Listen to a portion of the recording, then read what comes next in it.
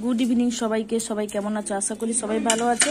বাইরে খুব ঝমঝমে বৃষ্টি পড়ছে, তাই ইভিনিং স্ন্যাক্স হিসাবে বানাচ্ছি আজকে চিকেন মোমো। খুব সহজ পদ্ধতিতে বানাচ্ছি। এখানে আমি সব ব্রেস্ট পিস নিয়েছিলাম এবং সবগুলো আমি মিক্সিতে পেস্ট করে নিয়েছি। এবার এর মধ্যে দিয়ে দিচ্ছি লবণ, দিয়ে দিচ্ছি পরিমাণ মতো লবণ, দিয়ে দিচ্ছি জিরের গুঁড়ি, দিয়ে দিচ্ছি লেবুর রস,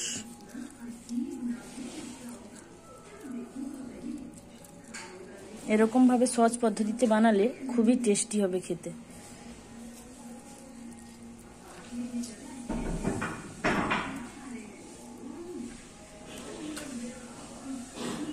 দিয়ে দিচ্ছি রসুনের পেস্ট,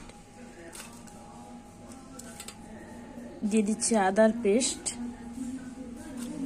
দিয়ে দিচ্ছি গোলমরিচ গুঁড়ো,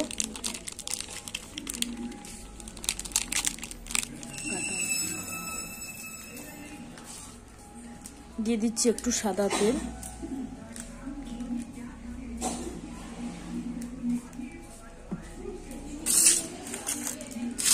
দিয়ে দিচ্ছি পেঁয়াজ কুচি আর কাঁচা লঙ্কা কুচি। এর মধ্যে মিশ্রণটা পুরো ঢেলে নেবে এবং ভালোভাবে মাখিয়ে নেব।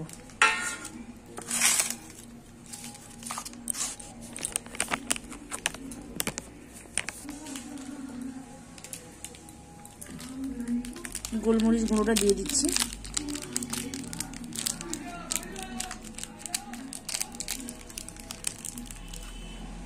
দিয়ে দিচ্ছি সয়া সস, দিয়ে দিচ্ছি ধনেপাতা কুচি,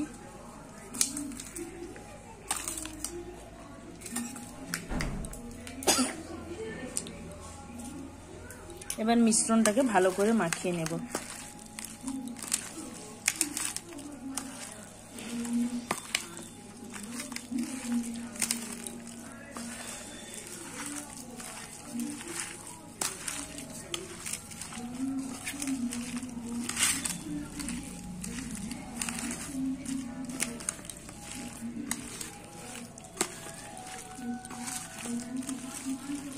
মিশ্রণটা এইভাবে আধ ঘন্টা রেখে দেব। এখানে ময়দাটা এবার ভালো করে মাখিয়ে নেব নুন আর তেল দিয়ে। ময়দাটি ভালো করে মাখিয়ে নুন তেল দিয়ে ভালো করে একটা ডো তৈরি করে নিয়েছি এবং হালকা তেল মাখিয়ে এবার আধ ঘন্টা রেখে দেব। এখানে আমি মোমো স্টিম করার জন্য হাঁড়িতে জল বসিয়ে দিয়েছি এবং জলের মধ্যে মোমোর চাটনি করার জন্য আমি দিয়ে দিচ্ছি কয়েকটা কাঁচা রসুন, দুটো টমেটো,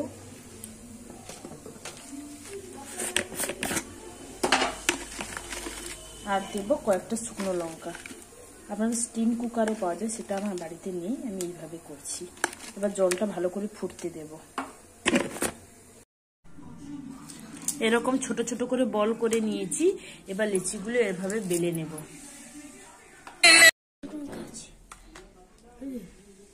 এখানে আমি সবগুলো বেলে নিয়েছি। এবার এর ভেতরে পুরটা দিয়ে আমি ভালো করে শেপ দিয়ে দেব।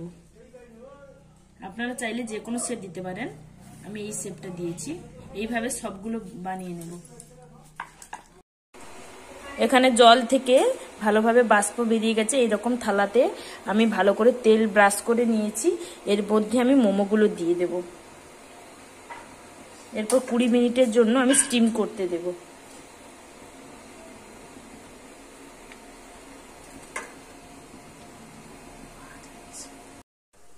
দেখুন মোমোটা একদম রেডি, চাটনিটাও একদম রেডি। বাড়িতে এইভাবে গরম গরম বানিয়ে দেখবেন, শীতের সন্ধ্যা একদম জমে যাবে। সবাই একবার এই রেসিপিটা ট্রাই করবেন, খুব সহজ পদ্ধতিতে।